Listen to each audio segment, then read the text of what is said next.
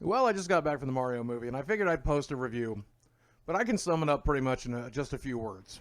It's a movie! Taking a look at the reviews, the critics did not like this movie, but so far audiences are, and I think I'm in the same boat. If you look at this movie from a critical standpoint, you're not going to like it, but if you look at it as a Mario fan, you're probably going to have a good time. When this movie got announced, I was hoping it would be the first Wreck-It Ralph, right? And then after seeing my first trailer and hearing Chris Pratt's Mario impression, I was afraid it was going to be Ralph Breaks the Internet instead.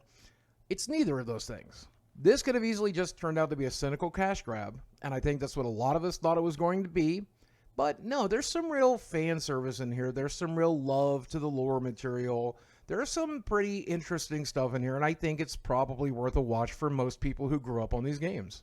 And before you consider my opinion on this movie, keep in mind that I've been such a Mario fan that I begged to go see the movie The Wizard in theaters just because it had footage for the soon-to-be-released Mario 3 in it. So I'm a huge Nintendo fan. I'm probably going to like most Nintendo things.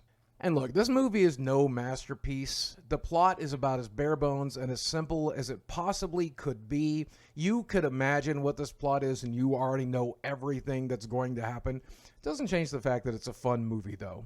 This is definitely a kids movie, and it's definitely made for kids and a modern audience as well. But that said, there's plenty of cool things and Easter eggs in here for us old heads to be able to enjoy. And if you're willing to let go of your cynicism for a little while and let your inner child come out, I think you're going to enjoy this movie quite a bit. Cynical old man me didn't like the casting choices, didn't like the lack of accents, didn't like that Charles Martinet wasn't voicing Mario. But I let all of that stuff go when I sat down in my theater seat and I let the inner child version of me, 12-year-old Boogie who played Super Mario in the arcades at a Play Choice machine all those years ago, who would have killed to watch this movie, I let him watch it. And you know what? He enjoyed every second of it. And I will say that they strayed pretty far away from the canon that I grew up with. A lot of the stuff that I thought I knew about the Mario Brothers and this world is not in this movie, and some of the stuff that's in this movie was not connected to that world, but that's okay. It's a brand new cinematic universe, and I'm all right with that. They're going to make some changes anytime they make a movie like this, and I'm not in love with those changes, but they didn't ruin the film for me either. There's definitely some modern sensibilities in this thing, so if you're kind of a snowflake and you just don't like that type of thing, you might not be able to enjoy this film. For example, Princess Peach is not the one that gets kidnapped, even though there's certainly attempts to get it done, but Princess Peach is kind of a badass in this film, and I honestly had no problem with that, but you might. Another nitpick is that I'm a huge fan of Charlie Day, and I was actually excited to hear that he was voicing Luigi. Luigi's kind of barely in the film for obvious reasons. Once you know, you know, and I don't want to spoil that for anybody, but I could have definitely used a lot more Luigi in this film. There's always a chance for a spinoff like a Luigi's Mansion or something like that, but this was the Super Mario Brothers movie, not the Super Mario movie. I would have liked to have seen a lot more of the brother, but that just wasn't in the cards. And Seth Rogen as Donkey Kong, I expected him to ruin that role, but he's actually pretty good at it. I thought Jack Black did a much better Bowser than he did Donkey Kong, but they didn't ruin the character or ruin the movie, though there was a lot more Donkey Kong in this movie than I expected there to be. I'm really surprised by that, but it wasn't bad.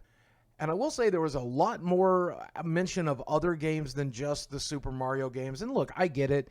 This is supposed to be kind of a love letter and celebration of the entire Mario universe, including Donkey Kong, which is directly tied into Mario almost every step of the way. And I get it. I wish it could have stayed a little simpler and a little smaller so that we had room to grow instead of shoving go-karts and Donkey Kong directly into the beginning of the film.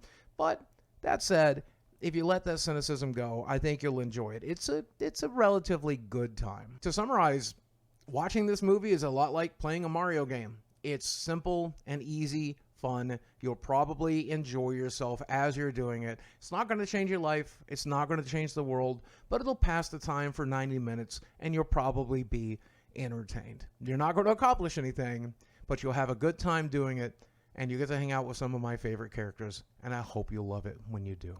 As always, guys, thanks for watching. I love you very much, and I will speak with you again soon. Look, I got popcorn grease on my shirt. Worth it.